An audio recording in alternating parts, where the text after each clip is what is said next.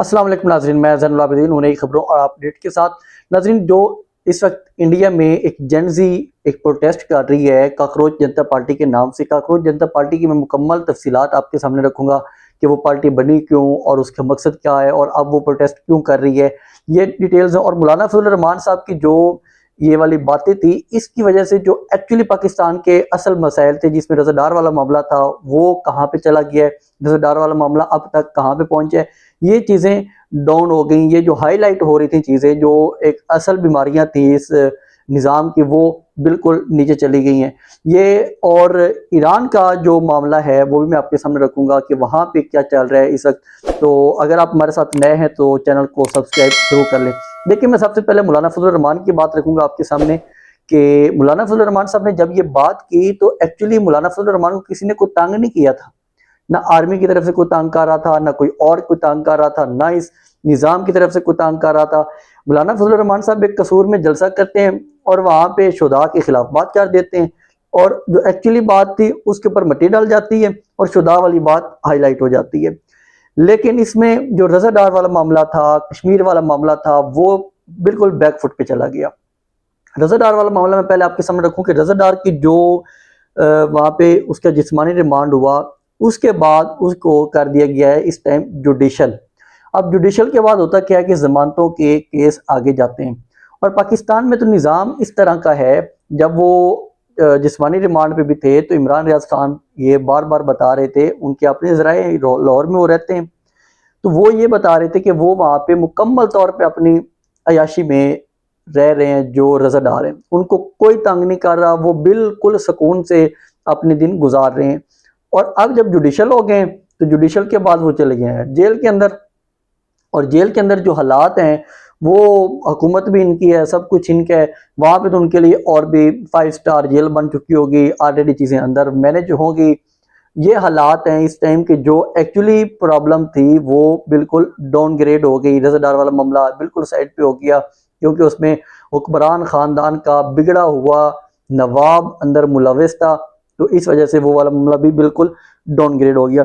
अब देखें इसमें और क्या, जो कश्मीर वाला मामला था वो भी बिल्कुल ठप हो गया, क्योंकि सारा मीडिया का जो फोकस था वो चला गया इसके ऊपर, मौलाना फजल रहमान साहब के ऊपर।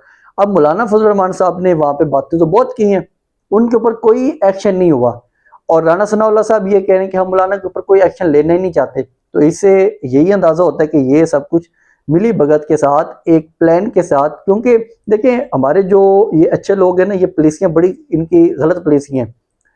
अब अगर इन लोगों ने बात की है किसी भी पॉलिटिकल आदमी को कि देखें आप लोग अपना लश्कर बनाएं, उस लश्कर की बात जो भी सियासी जमात होगी वो आगे हाईलाइट करेगी। क्योंकि देखें, लश्कर बनाना सियासी लोगों का काम नहीं है, और जिनका काम है असल में जंगें करना, उनका काम सियासत में नहीं है। और यही असल पॉलिसी की जो खराबी है, जब तक ये खराबी ठीक नहीं होगी मामलात बेहतर नहीं होंगे। और अब अगर लश्कर की बात को लेकर मौलाना साहब ने इतनी बड़ी एक हाइप क्रिएट की, तो उसमें जो एक्चुअली मामलात थे वो बिल्कुल ख़त्म हो गए। उसमें हुकूमत ने जो अपने पंगे थे वो अपने पूरे कर लिए। जिस तरह उसने जो डीजल का मामला था उसको उसने डेली बेसिस पे कर लिया। उसके अलावा कश्मीर के मामले में वो काफ़ी ज़्यादा, वो उसमें तो खैर काफ़ी अच्छी पेशरफ्त हो रही है और खुशाइंद है, क्योंकि इमरान रियाज खान साहब उसमें भी बता रहे थे, क्योंकि उनके काफ़ी ज़्यादा वहाँ पे तलक़ात हैं, तो वो ये बता रहे थे कि वहाँ पे कुछ एक कमर रज़ा शाह साहब हैं जो फील्ड मार्शल आसिम मुनीर साहब के बिहाफ पे वहाँ पे बात कर रहे हैं।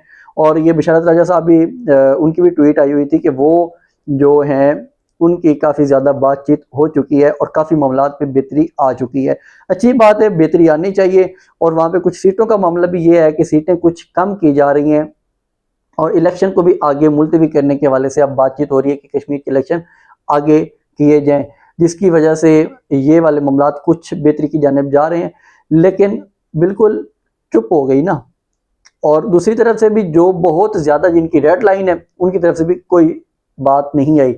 उनकी रेड लाइन तो बस, अब मैं मज़ीद कुछ नहीं कहता।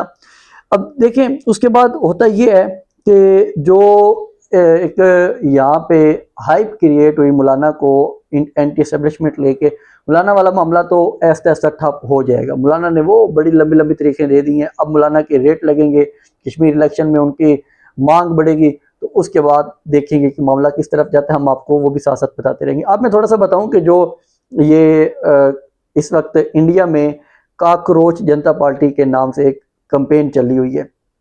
देखें, काकरोच जनता पार्टी जो शुरू होती है ना, इसकी जो शुरुआत है वो एक्चुअली में वहाँ पे एक चीफ जस्टिस हैं जो सुप्रीम कोर्ट है, भारतीय सुप्रीम कोर्ट के, वो वहाँ पे केस चल रहा होता है, तो और वो रिमार्क्स देते हैं कि जो ये तुलबा हैं ये एक काकरोच की मानद हैं।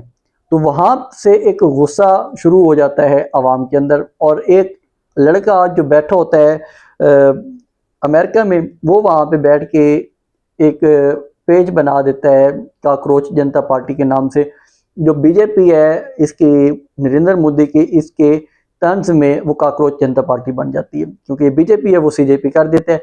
जब ये पार्टी बनती है तो एक दो हफ्तों के अंदर अंदर ही जो इसके फॉलोअर्स हैं, जो इसको फॉलो करते हैं, वो 8 मिलियन से भी ऊपर चले जाते हैं। और जो बीजेपी थी वो 8.7 थी और ये 8.8, और ये बड़ी बड़ी सियासी जमातों को छोड़ते हुए आगे निकल जाती है।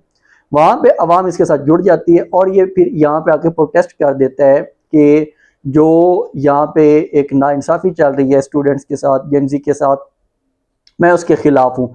अब यहाँ पे उसके बाद ये होता है कि जो काकरोच का लफ्ज़ इस्तेमाल किया गया उसके ऊपर एक सारा तंज शुरू हो गया और पार्टी बन गई, और अवाम में जो वहाँ पे तलबा है उनकी में गुस्सा शुरू हो गया। उसके बाद सीन ये बनता है, जब ये प्रोटेस्ट करता है तो अवाम वहाँ पे आनी शुरू हो जाती है, और इसमें जो सबसे ज़्यादा जो एक समाजी कारकुन है और तलीमी लिहाज पे भी उनकी काफ़ी ज़्यादा वहाँ पे खिदमात हैं, उनमें सोनम वांगचुक हैं, वो वहाँ पे आती हैं और वो यहाँ पे आती रहती हैं इन स्टूडेंट्स के पास, क्योंकि ये वहाँ पे भूख हड़ताल भी कर रहे होते हैं, और ये मुतालबा कर देते हैं कि जो नरेंद्र मोदी है वो रिज़ाइन करे। नरेंद्र मोदी रिज़ाइन तो क्या करना था, कुछ स्टूडेंट थे और वहाँ पे वो अपने एहतजाज कर रहे थे। अब जब उन्होंने एहतजाज किया तो उनके कुछ मुतालबात सामने आ गए। जब ये पार्टी बनी तो उसमें उन्होंने तंजिया तौर पे एक मुतालबा रखा कि इस पार्टी में वो बंदा आए, ज्वाइन करे जो बिल्कुल निकम्मा हो, जो हर टाइम ऑनलाइन रहे, और जो बेरोजगार हो वो इस पार्टी को ज्वाइन कर सकते हैं। मतलब कि स्टूडेंट्स के वहाँ पे असल ये मसला है कि स्टूडेंट्स बहुत ज़्यादा पढ़े लिखे हैं और उनके पास नौकरियां नहीं है, बेरोजगारी है, जिस तरह हमारे पाकिस्तान में है। यहाँ पे जब इनके मुतालबात आते हैं सामने, तो वो पहला मुतालबा इनका ये होता है कि जो जजेस रिटायर हो जाते हैं, रिटायरमेंट के बाद ना वो सरकारी या किसी और हसास जो पोस्टें हैं उनके ऊपर उनको नहीं होना चाहिए। ये वाली बात हो जाती है कि वो उनके ऊपर पाबंदी लगानी चाहिए। दूसरी उनकी थी कि जो पार्लियामेंट है उसमें खवातीन का 50% होना चाहिए। तीसरी जो उनकी शर्त थी वो ये थी कि इम्तिहानी निज़ाम जो है उसको साफ और शफाफ किया जाए, क्योंकि इम्तिहानी निज़ाम वो कहते हैं कि बहुत ही वहाँ पे पेपर्स लीक हो जाते हैं और इस किस्म की जो एक्टिविटीज़ होती हैं वो नहीं होनी चाहिए, क्योंकि वहाँ पे भी माफिया बहुत बड़ा है। और जो इंडिया में माफिया तो पूरा ही माफिया, बीजेपी से लेके सारा कुछ उनका मिली भगत ही होती है। और मजीद उन्होंने कहा कि जो यहाँ पे धांधलियाँ करें उनको सजाएं दी जाएं, जो इलेक्शन इसमें इम्तिहानी शफाफियत में जो धांधलियाँ करें या पेपर आउट करें तो उनको ऊपर भी सजाएं होनी चाहिए। ये वाला जब मुतालबात बढ़ते गए तो आज उन्होंने कहा कि हम पार्लियामेंट की तरफ मार्च करेंगे।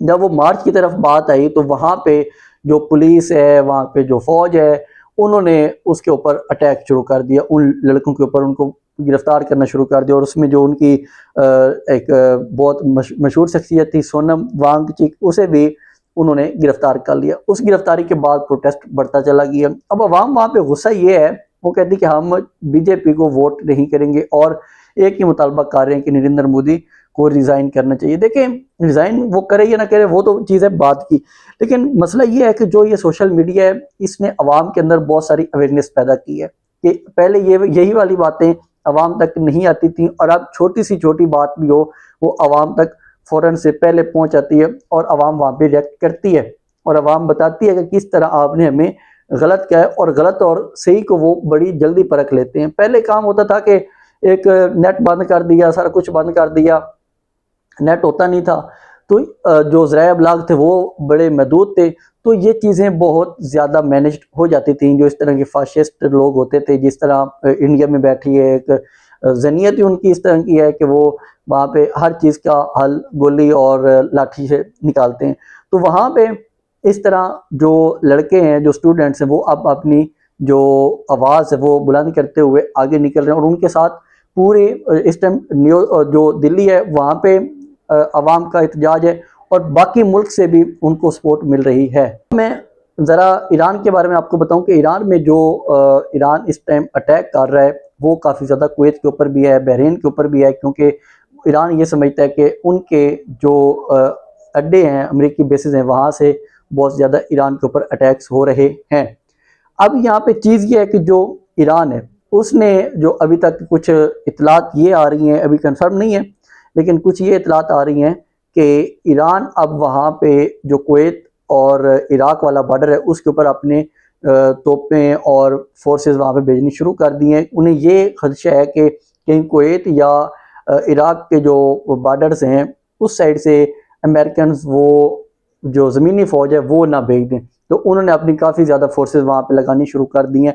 अगर ज़मीनी फ़ौज आई तो मामलात बहुत ज़्यादा बिगड़ते चले जाएंगे और उसके असर पाकिस्तान पे भी हो रहा है। पाकिस्तान में क्या हुआ कि जो पेट्रोल की प्राइसेस हैं वो 50 पैसे पेट्रोल की प्राइस कम हुई है और डीजल की फिर बढ़ा दी है। तो ये जो एक हालात हैं, ये वो एक बात हो रही थी ना कि पाकिस्तान ने तो इस जंग के साथ ही अपने पेट्रोल की कीमतें नथी कर ली हैं कि एक जहाज़ गिरेगा तो कितने पैसे हमने बढ़ाने हैं, एक मिसाइल गिरेगा तो कितने पैसे हमने बढ़ाने हैं, एक अगर रास्ता बंद हो गया तो कितने पैसे बढ़ाने हैं। यमन का भी मैं आपको वो बाद में बताता हूँ नेक्स्ट व्लॉग में। इसके साथ ही मुझे इजाज़त दें। अल्लाह हाफिज़।